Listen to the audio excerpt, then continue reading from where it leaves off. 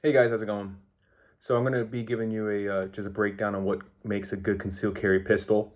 The term concealed carry just references the idea of carrying a pistol concealed. So you carry it on you and you're concealing it under your shirt, under a jacket, within the waistband, just any way that you're able to conceal it. Now, most states, it is not a constitutional carry, meaning that you need to get a proper license. Most of the time you got to do fingerprints, send them off, do a class, and then you're able to get a license, and that gives you the right to carry a firearm. Now, personally, I don't think that's a right. I think everybody should have the choice to carry a concealed carry pistol if they want to. But the government wants to say that you have rights and they want to control you. So breaking it down, I got 4 pistols out here. I'm going to go subcompact, compact, a full size, and then I'm going to do a hammer fired pistol also. So if you don't know the difference from a hammer fired to a striker fired pistol, hammer fired is something more like the Beretta M9A3 that I have here. It's clear, no mag. And this is the hammer right here. So with the hammer, it cocks back, hits the striker, and that's how it actually fires. I got a Decocker on here, so that's how that actually works. That's a hammer fire pistol. This is my Glock 19, clear. This is a striker fire pistol, so everything's internal. There is no hammer on the back end of it. So I'll give you a breakdown of why that might make a difference when it comes to concealed carrying later on in the video. So introducing all the pistols I have out.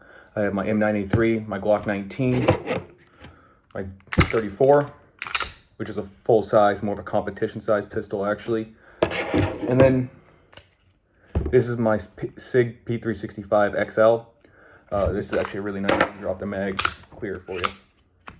So starting it off, it's all personal opinion when it comes to concealed carry pistols. I recommend something with a good round capacity. So personally, I like carrying 13 to 15 rounds in my concealed carry pistol. Guns like that, now you can get them as small as something like the Hellcat, the SIG P365, the new Smith & Wesson Shield Plus, and I know Ruger just dropped another one. I think it's the Security 9 Max is the name of it. But so what it comes down to with round capacity, the standard magazine capacity for my SIG P365 XL is, I want to say, 12 rounds. The extended base plate gives me 15 rounds.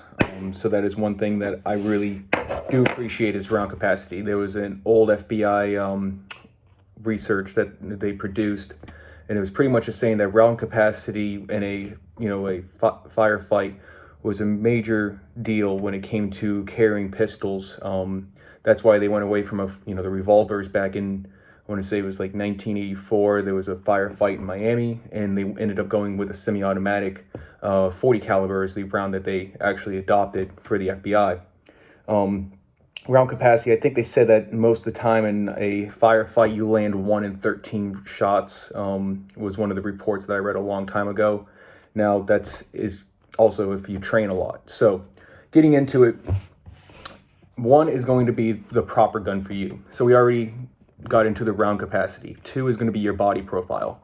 So you want something that's not going to print. By print, I mean when you're carrying it, you don't want everybody to really know that you're carrying a pistol, because some people might be opinionated on it. Some people might feel threatened and then get opinionated on it. And then some people may just want your gun. They might just be like, oh, hey, that guy has a gun, let me take it from him. So when I say print, when you're carrying the firearm on your body, it's going to stick out a little bit. This is my Glock 19. It's a little bit thick when you start thinking about the magazine, because where the actual magazine sits inside the grip, we'll call it. So magazine sits in here, so it's the thickness of the mag. This is a polymer mag, so it's a little bit thicker than what you can run with some of the steel mags, and some of the thinner magazines make the guns a little bit thinner. This is a steel mag, so they're able to get more rounds in it and actually keep the profile a little bit thinner. So when you start thinking about my SIG P365 mag versus my Glock 19 mag, you can see almost the same thickness, but not exactly. It's a little bit thicker on the outside for the Glock 19 mag, which makes a little bit of a difference. So when you start looking at it as making a difference, is you can actually see that it's a little bit thicker. It's going to add a little bit more printing onto you when you're carrying it, so people are going to be able to see a little bit more.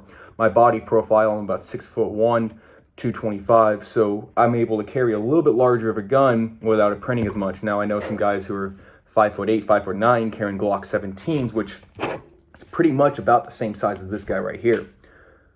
So there is one of those things. It's kind of just whatever fits your body and what you're comfortable with. Being comfortable with carrying the firearm is another big deal. If your comfortability with the firearm and your accuracy with the firearm has to meet in the middle. So if you're not comfortable carrying it, you're not going to carry it, then it doesn't matter if you're going to be accurate with it because you're not going to carry it. So it's one of those things that has to meet in the middle.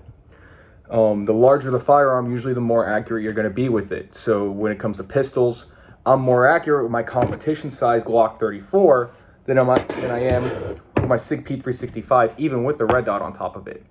So that's a big issue right there, because of course I want the most accuracy out of my concealed carry gun, because that's what my life is going to be depending on at that point. But I also want to make sure that I have the ability to actually carry it on it. I'm not comfortable carrying this firearm, so when I'm not comfortable carrying it, to me it's too heavy, too bulky. I don't want to put this on my waistband every day I leave the house. I'm going to leave this at home. So I would rather carry something that I'm more comfortable with to carry and be a little bit less accurate with it, just because I know I'm going to leave the house with this and I have no problem sticking this in my waistband and carrying it all day, every day, wherever I go. So we talked about round capacity, talked about being comfortable with it, talked about accuracy. We're going to be breaking down the hammer fire right now. So these two guns are about the same size. This is the Beretta M9A3. This is my Glock 34. So the Glock 34 is a little bit lighter because it's polymer. It's just a polymer frame versus this is an aluminum frame for the Beretta M9A3. So it's going to be lighter. I really like both the guns. The only issue to me is they're too big, so I'm just not comfortable carrying them. Now, when we start talking about hammer fire, so the hammer on the back of the gun, I don't like hammers on my guns. Definitely when I'm concealed carrying, it's just one more point for the gun to actually get snagged on. So what I mean is, if you have to use your holster and you have to draw the firearm from the holster, right here there's no hammer, so it's not one of those things that I can actually get it snagged on. I can get everything caught in it or any issues with that. So it's an easy draw to fire kind of motion. It's just something in my mind where I don't like hammer fired guns. Used a lot of revolvers, carried a revolver before, not a giant fan of it, just because also I like the round capacity, but I don't like the hammer. This does have a decocker on it, which is really nice. So if I rack it back, I can actually decock the firearm and put it on safe, which means it's, you don't have that double action kind of, you don't have the issue of the trigger being extra light. That's another point with carrying a firearm. Make sure you're comfortable with the trigger. Having competition style triggers where they're really light and very easy to pull. I think this one's about 3 pounds on here. It means 3 pounds of weight can actually set this trigger off. So there's issues when cops carried their Glocks. They actually had, I want to say, a belt loop got stuck in the trigger and they shot themselves. I think that was an officer out in Minnesota, and there was another one out in Oregon. That's another issue. So making sure you're comfortable with the trigger. So just gonna get to the point. My concealed carry gun is definitely this guy right here. Honestly, I think it's one of the best concealed carry guns you can get on the market right now. I went on Rural King. I ended up paying about $700, I want to say, with it for this guy. It came with the red dot on top. This is the Romeo Zero red dot. Red dots are really nice.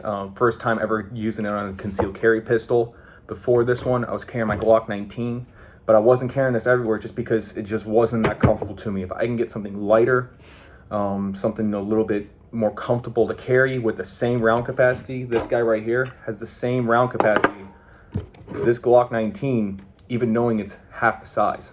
So you want to see, I don't want to say half the size, but the actual printing of the firearm is a lot smaller. So getting down to the brass tacks on it. Concealed carry guns, I definitely recommend concealed carrying. Most of the time you're not going to be in your house, and definitely when you have an issue that you have to draw your firearm, most of the time you're not going to be sitting inside your house. So there is the other option of getting something kind of in the middle. So you can get something like the Glock 19, you can conceal carrying it, you can carry it and, you know, keep it in your house if you want to for home defense. But I'm just going to go out there and say it, get something you're comfortable with. That's the most important part of concealed carrying a pistol. Making sure you're comfortable carrying it every day, making sure you're comfortable with the weight, the size, and the caliber. Recoil on smaller pistols is definitely more prominent. So you're going to actually see larger recoil on smaller pistols, even if they're the same caliber. My Beretta M9A3, being a heavier pistol, controls the recoil of the 9mm a lot better than my SIG P365 XL. Am I saying it's unbearable, my SIG P365? No, not at all. It's very controllable, very nice shooting pistol. But if you're new to guns, get a caliber that you really like. People carry 45, but if you get a 45 and, like, say the XDS, the Springfield XDS, it's going to be a little bit more snappy, best way to say it. So get something that you really like. Also make sure that you're carrying good ammunition, because if you have to trust your life to that ammo, you want to make sure that it's going to go bang when you pull the trigger. So this right here is Hornady. They're a really good manufacturer of ammo. The other stuff that I carry is just some IMI. Hollow points, I've never had an issue with these ones. I also practice with the same ammo I shoot, so the same ammo I carry. So I practice with my Hornady rounds, I practice with my IMI ammo. Reason is because I want to make sure that I can trust my life to it if I do have to ever pull my gun out. So that's going to be this review, this breakdown. If you guys have any questions, feel free to comment. Make sure you like, subscribe, and also if you want to, you can donate to the Patreon. That always helps out.